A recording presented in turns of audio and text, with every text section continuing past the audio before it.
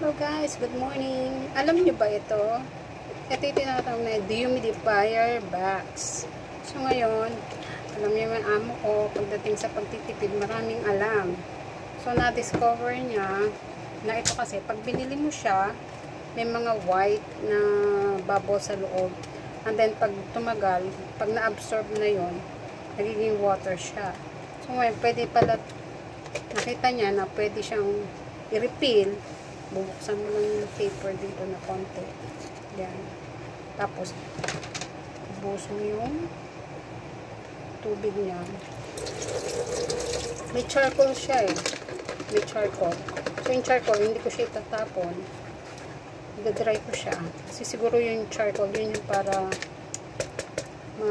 ano ba, pang-absorb ng amoy. Kaya, nire-rinse ko siya ng tubig. Nire-rinse ko yun ng tubig. Yung box.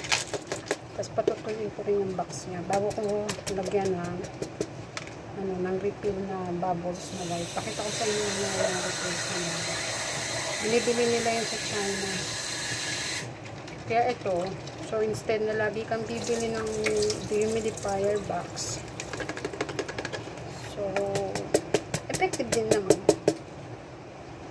Wala na siyang so, kailangan natin siyang tuyuin muna bago natin lagyan ng bagong, ayan, marami na akong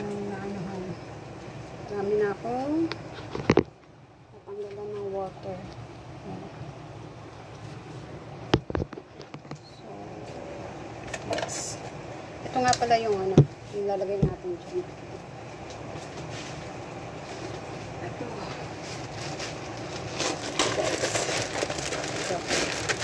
Yung bubbles na puti.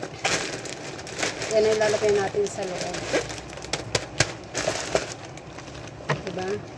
Ganyan kaway yung amo. Para makatipid. Hindi mo na kailangan bumili lagi ng dehumidifier box. Pwede naman palang i-refill ko.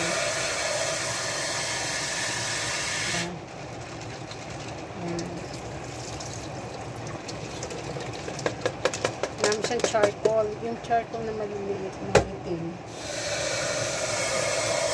Hindi ko siya itatapon. Ibabalik ko siya, i-dry ko lang. Babalik ko siya sa mga box niya. Kasi meron yata, may use siguro yung charcoal na yung box na yun. Para ma-absorb na yun. Guys. So yung mga kakonyan ko dyan, ganito ang gawin nyo sa pinakaano nyo para makatipid sila. Pero annoying ba? Pero wala tayong magagawa. Yun ang gusto na matrabaho. Extra oras. Kaya sa gusto nyo makatipid, no choice ka. Di gagawin mo. Yan.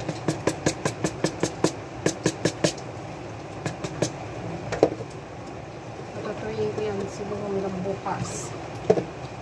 Hanggang bukas ko patutuyin yan. Para tuyo-tuyo siya bago nilagay ng bubbles. Dito. Nabibili ko sa China. Bubbles siya. Nabibili sa China. Sa China yung binibili yan. Kasi lalagay ko yan dun sa box. Dito. Lalagay ko siya mga hook. Kasi ito dito yung tubig yan.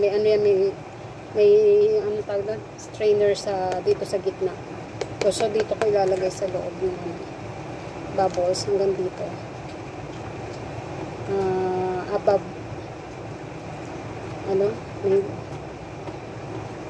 Basta hindi siya mapupuno. Huwag mo masyadong punuin. Hanggang dito lang siya. Yan ang aking tips.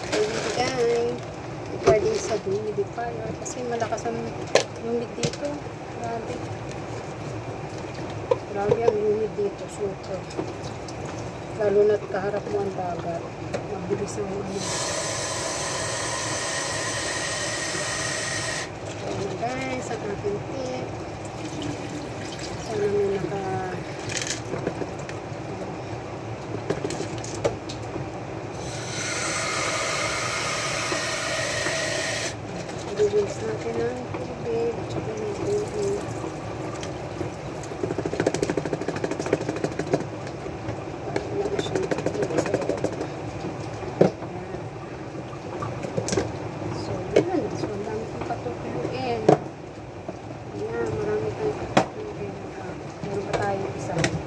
Marami pa doon sa taas. Dito lang po sa baba. Meron namang machine kami, pero hindi pa rin kaya kahit may machine siya. Talagang malakas ang humidity dito.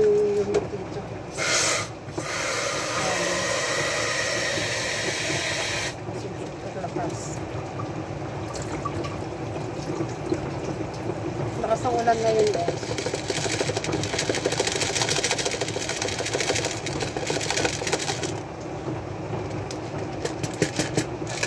Yung bumangsak yung nasa baba yung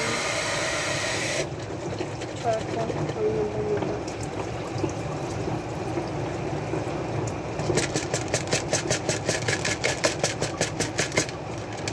Okay.